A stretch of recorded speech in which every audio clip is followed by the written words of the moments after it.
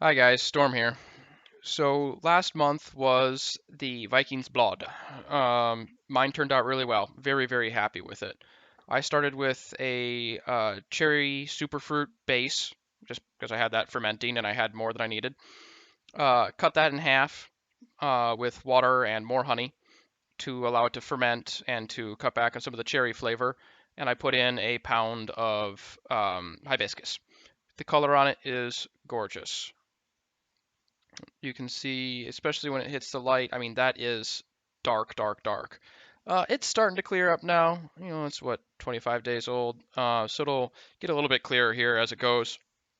Hopefully that'll be this really brilliant red towards the end here. But as you swirl it, you know, it stains the glass. It's very, very impressive. It ended at 1.035. That's too dry. It didn't stutter with that significant gravity. Um,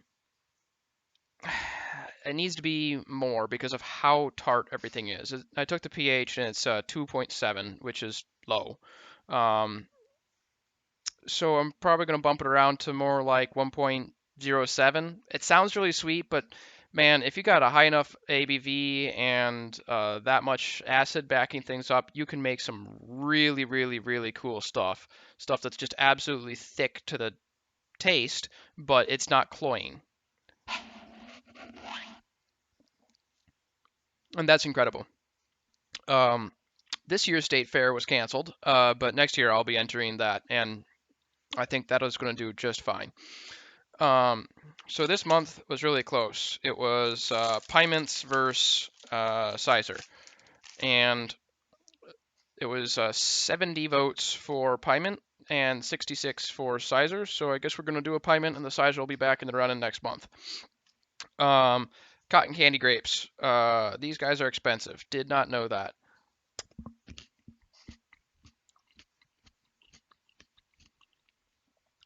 They taste like cotton candy.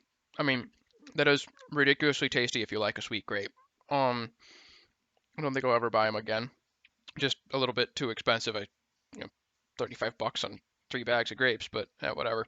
Um, so what's it gonna go well with? I think the traditional one is cotton candy and meadow foam. That's the one everyone talks about. Pretty good. I don't have meadow foam, so I'm not gonna do that. I've got a local monofloral honey that I think is pretty nice. It's kind of got a little bit of a cinnamon note to it. Um, we'll see how it goes. I'll write up a more detailed tasting notes and whatnot if I like how it ends up. But I don't want to put my money where my mouth is until I have a little bit more experience with a Pyment here. I think it's the second or third one I've ever done. Um, I have made grape wine with some of my relatives. They are Romanian, and they do this natural fermentation. I mean, you're up to your elbows in grapes, crushing them in a wood press, and it just goes into a basically barely washed wooden bucket, barrel really, and then just ferments there naturally just with the yeast that's on the skins. Very different from our approach to mead, but it does make some pretty decent wine. It's ready pretty quick. They make it every year. They drink what they want, distill the rest into Zwika and other forms of, well, it's kind of like a brandy. Um, but yeah, so going to be a little bit of new ground for me here.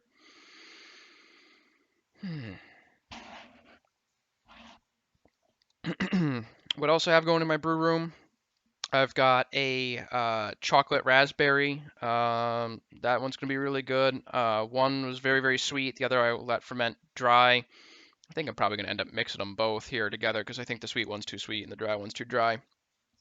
But then there's going to be cocoa nibs featured in it, and we'll figure out where we're going to go from there. I'm just kind of playing mix and match. That's another flavor combo I haven't worked with, so I tend to let those ferment for a really long time, just adding things until I'm happy with it. You know, take a sample, give some of it to my friends, you know, put a CO2 back on top of it so it stays nice and preserved, and say, all right, what do you think of this? A little bit more water, a little bit more sugar, you know, change the ABV, change the sweetness, change the acidity, and it just kind of works out eventually. It's a big thing of blending. You know, I've got this wonderful oaked mead on tap that I can go and blend that in, you know, 1 part to 10 or something like that to get some more tannin and structure to it, and it's just very, very fun. And so I'm going to be doing something similar with the grapes here. I'm going to be making hippocras, I think it is. So I have got basically the start of my must going on. It is grains of paradise, grape juice, and honey.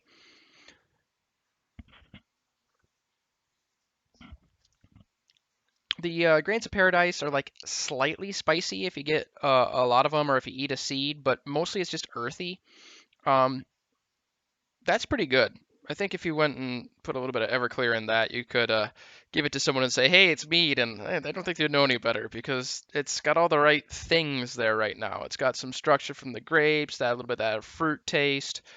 Um, kind of like these earthy undertones. So you're tasting two different things there. You have to think about it for a minute. It's nice to have two different flavors there. Really nice monofloral honey in it, and yeah, I think we're gonna come out with something. So processing grapes, you're gonna want to do something with them. You want to break up the skins a little bit, and you also don't want to leave them in there for too long. You don't want to get over extraction of the tannins.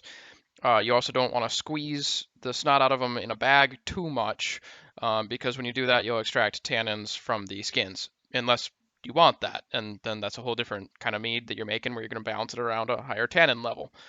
Um, so I'm going to put mine in a bag, um, but first I'm going to freeze them, put them in a bucket after they're done defrosting, and then I'm going to put pectinase in there and let that digest it for 24 hours. Put a little bit of bentonite in 24 hours after that, and do my mead from there like regular. And then all of that I'll be able to take out after 10 days, sort of thing. I'll be full fruit extraction by 10, 15 days. And that way I won't over extract my tannins. I'll just give it a real light squeeze to get the juice out of it without breaking up the skins too much. Um, and I'm probably going to use a drill stir too, in order to break them up mechanically a bit at first. We'll see how the pectin does. Um, yeah, that's about it.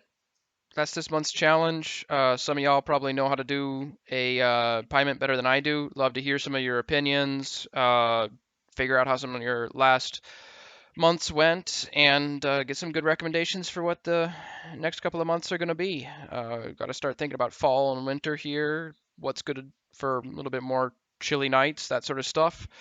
Anyhow, see you on the subreddit.